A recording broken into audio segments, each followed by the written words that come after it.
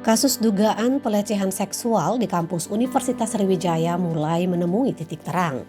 Sebelumnya, korban yang merupakan mahasiswi Fakultas Ekonomi ini melapor ke Polda Sumsel. Atas laporan tersebut, penyidik Polda Sumsel langsung melakukan pengusutan.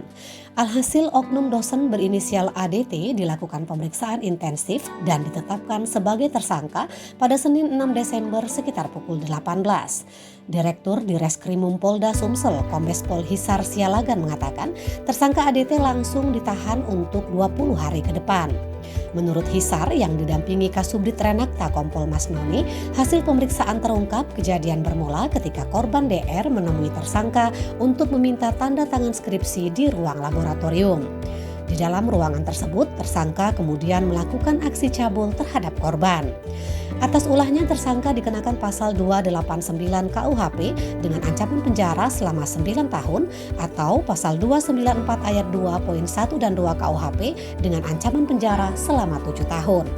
Hisar menambahkan barang bukti yang disita berupa 1 lembar pakaian korban, 1 lembar tank top korban, dan 1 buah bra korban.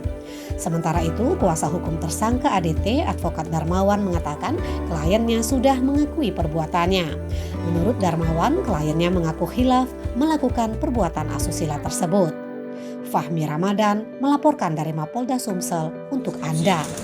Untuk lulusan, semenjak tanggal 29 November 2021, kita menerima laporan bekerja sama dengan BEM dan Satgas yang dibentuk oleh perguruan tinggi tersebut untuk mengumpulkan saksi dan keberanian korban untuk melaporkan, bekerja sama dan kita kumpulkan alat bukti, lakukan penyelidikan, dinaikkan ke tahap penyidikan.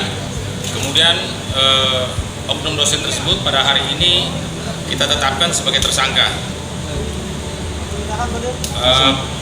Kita kenakan pasal 289 atau pasal 294 ayat 1 dan 2. Apa langsung ayat 2 ya? nomor 1 dan 2. Nomor 1 dan 2. Berarti berlapis ya Pak? Dan sanksi hukuman 9 tahun atau 7 tahun. Artinya